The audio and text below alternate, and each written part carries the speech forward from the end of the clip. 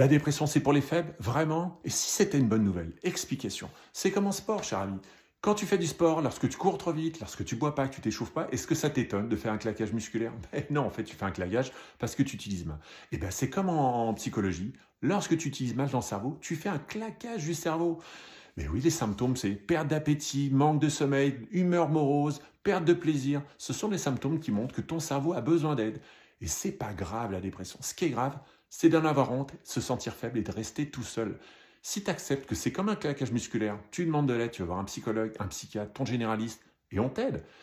Ben, peut-être que tu vas comprendre que cette dépression, elle t'informe sur quelque chose qui ne va pas. Ben, c'est comme en sport, je m'échauffe pas, ben, si je m'échauffe, je vais mieux. En psychologie, peut-être que c'est un deuil, une séparation, tu travailles trop au boulot, peut-être que ton boulot ne te plaît pas, peut-être que ton cerveau, tu t'en sers mal, et qui font que du coup, ce sont les symptômes qui font que ça craque. Et la bonne nouvelle, cette dépression te dit, si tu changes quelque chose, si tu fais aider, tu t'en sors mieux après.